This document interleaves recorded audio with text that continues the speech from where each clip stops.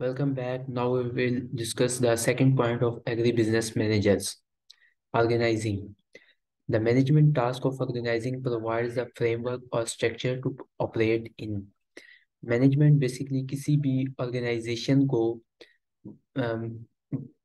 Operate करने के लिए जो है स्ट्रक्चर प्रोवाइड करती है।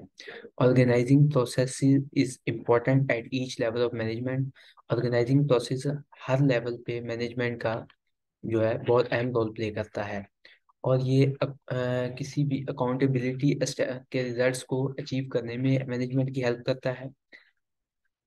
कंफ्यूजन को दूर करने में इसी तरह मैनेजर्स को प्लानिंग प्रोसेसेस के दौरान गोल्स को अचीव करने के लिए इफेक्टिव ऑर्गेनाइजेशनल स्ट्रक्चर को डेवलप करना चाहिए।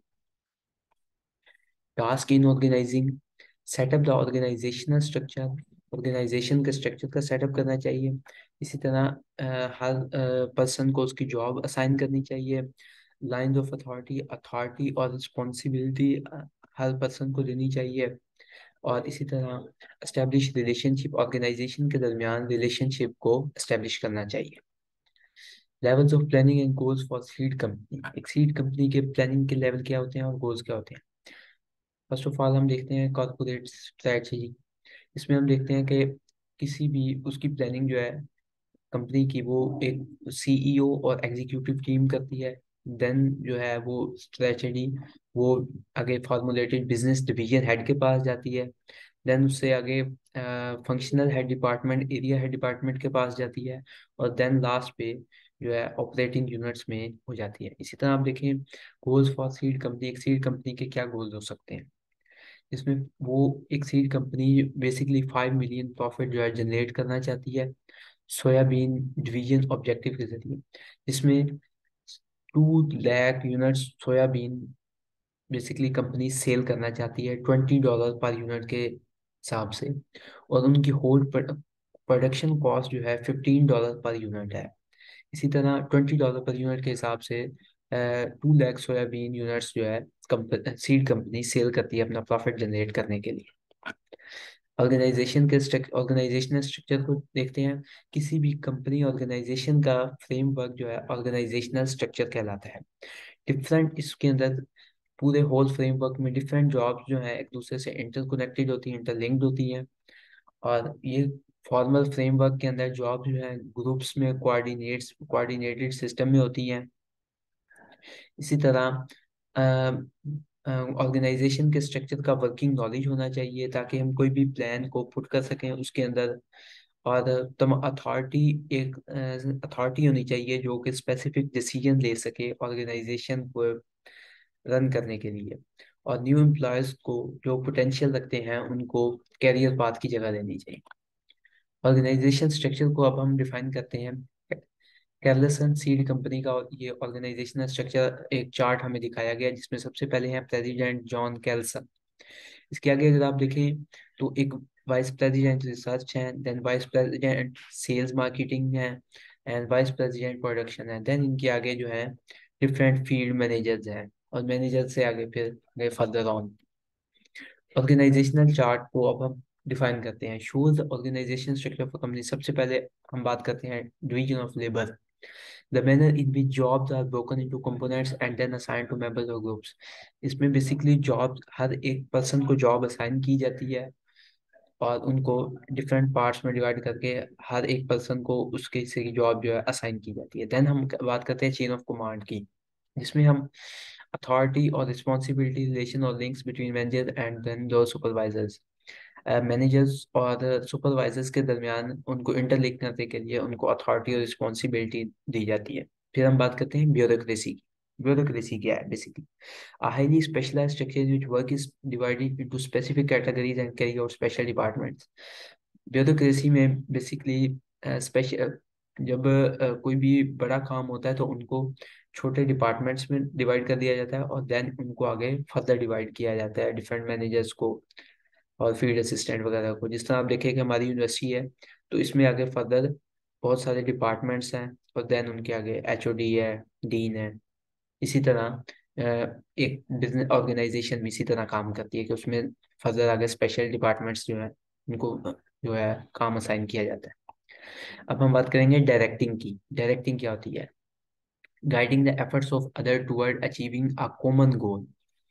गोल को अचीव करने के लिए हम पर्सन्स को ट्रेनिंग देते हैं, स्टाफ को पोजीशंस देते हैं, उनको ड्यूटीज और रिस्पॉन्सिबिलिटीज असाइन करते हैं ताकि हम अपने रिजल्ट्स को अचीव कर सकें। और हम देखते हैं कि हर पर्सन जो है अपनी जॉब को प्रॉपर तरीके से रन कर रहा है या नहीं।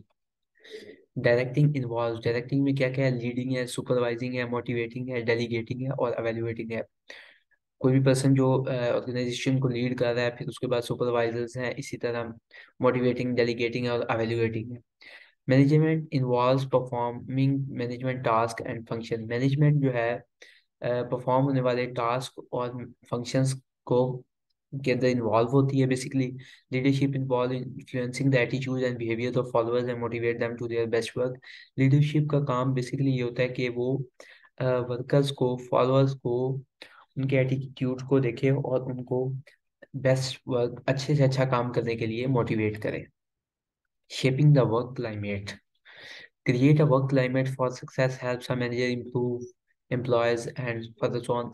कि हमने अपने ऑर्गेनाइजेशन में एक वर्किंग क्लाइमेट जो है वो क्रिएट करना है ताकि एम्प्लॉयज जो है पोटेंशियल के साथ, एफर्ट के साथ अच्छे से अच्छा काम करें।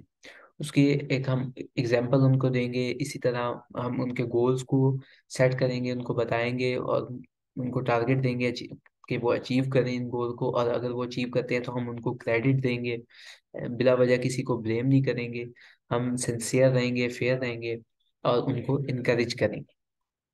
Shaping the work climate. Free flow communication. Free flow communication basically ये है, मोस्टली ऐसे होता है कि जो ऑर्गेनाइजेशन का लीडर होता है, हेड होता है, वहाँ से सुपरवाइजर्स की तरफ, नेक्स्ट मैनेजर्स की तरफ कम्युनिकेशन आती है, ऊपर से ऑर्डर्स आते हैं। फ्री कम्युनिकेशन का मकसद बेसिकली ये है कि डबल साइड कम्युनिकेशन हो सेम लेवल पे, जिसमें सुपरवाइजर्स अपने हेड से, लीडर से डिस्कशन कर सकें। इसी तरह फीडबैक है। Successful communication require feedback. Successful communication जो है फीडबैक रिक्वायर करती है, क्योंकि फीडबैक अच्छी होगी तो हम सक्सेसफुल कम्युनिकेशन कर सकेंगे। मैनेजर्स को ये provide the opportunity for feedback through a carefully designed communication process involve. इस तरह के प्रोसेस जो हैं वो बरकरार लाने चाहिए, जैसे मुख्तलिफ committees, meetings, email, text messages, ताकि हम लोगों का फीडबैक ले सकें और देन हम उनको कम्युनिकेट करके अगर कोई इशू है तो उसे रिजॉल्व कर सकें। पॉलिसीज, प्रोसीजर्स एंड जिस प्रैक्टिसेस।